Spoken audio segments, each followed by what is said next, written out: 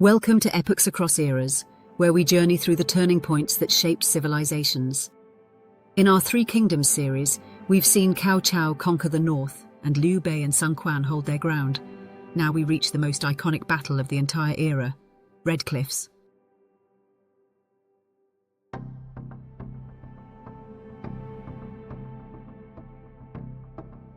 In 208 CE, Cao Cao brought a massive army south to finish his unification of China.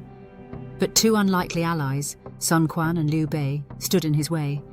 Outmatched in numbers, they turned to strategy, terrain, and fire to fight back. In this episode, we'll explore how clever tactics on the river changed history, how fire consumed an empire's ambitions, and how Red Cliffs preserved the balance of the Three Kingdoms.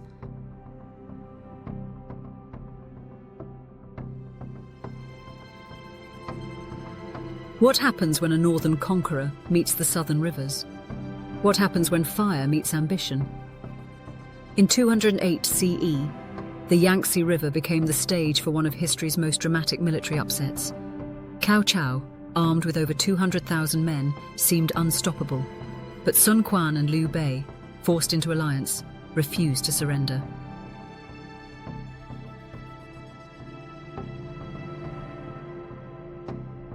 The result? A firestorm on water. Red Cliffs wasn't just a naval battle, it was a masterclass in strategy, deception, and timing. This is the story of how clever commanders turned the tide against overwhelming odds and saved southern China from conquest.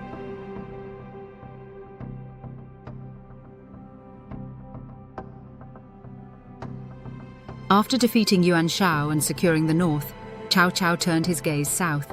With Liu Bei fleeing and Sun Quan divided, he sensed weakness.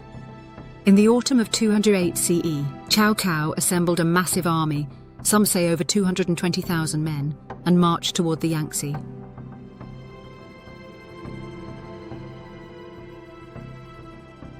He claimed the emperor's authority, demanding that Sun Quan submit. Advisors in Wu debated surrender or resist. Many feared they couldn't stand against Cao Cao's might.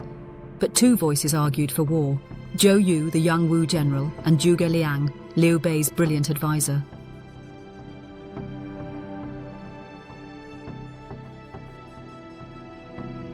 Sun Quan made his choice. He unsheathed his sword, struck the table and said, "Those who dare resist, follow me." The alliance between Shu and Wu was born. Cao Cao's army wasn't built for naval war. His troops, mostly from northern plains, were unfamiliar with river combat. Worse, many had fallen ill in the damp southern climate.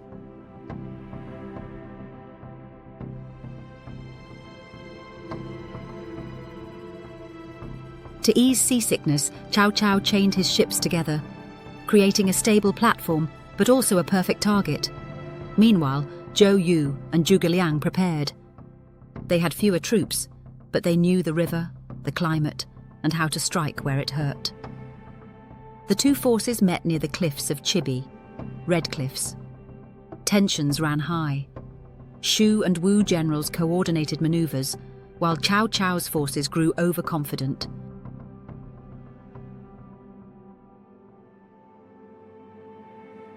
Then came the trick that turned the tide: fire. The key to victory lay in wind. Zhuge Liang, understanding the river's currents and seasonal patterns, predicted a favourable easterly wind. That opened the door to a bold plan. A Wu general named Huang Gai pretended to defect, sending a letter to Cao Cao offering surrender. Cao Cao took the bait.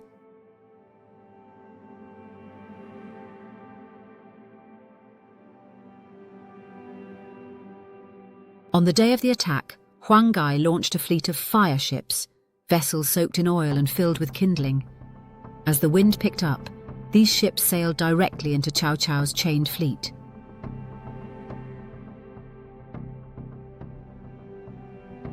The result was catastrophic. Flames tore through the boats, igniting munitions and causing massive casualties. Panic spread. Cao Cao's navy was destroyed. He fled through muddy terrain, harassed by southern forces, losing thousands.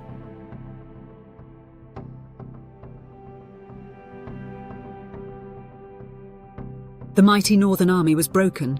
Cao Cao returned north humiliated. His hopes of unifying China in one sweep were dashed. He would never again attempt a southern invasion of that scale.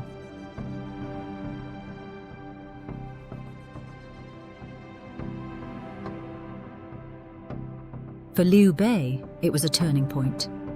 With Zhuge Liang's strategy, he gained legitimacy and later carved out his own territory in the west, forming Shu-Han.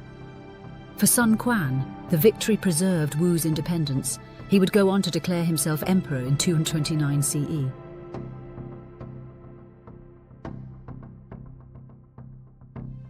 Red Cliffs created the power balance that defined the Three Kingdoms era. Wei in the north, Shu in the west, and Wu in the south. And it all hinged on fire, timing, and a river.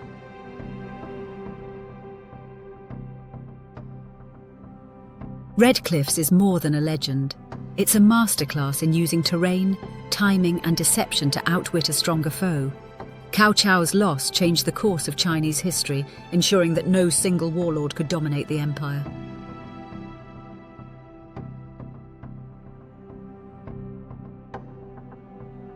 The battle's legacy lives on in literature, film, and military studies.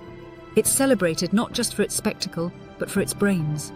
It reminds us, even when outnumbered, the right move at the right moment can change everything.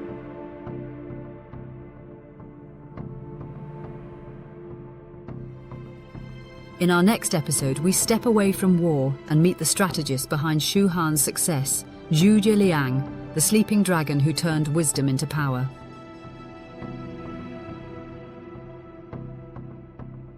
Thank you for watching Epochs Across Eras. If you enjoyed this journey through history, make sure to like, subscribe, and hit the notification bell so you never miss an episode. Let's keep exploring the past to uncover the stories that shaped our world.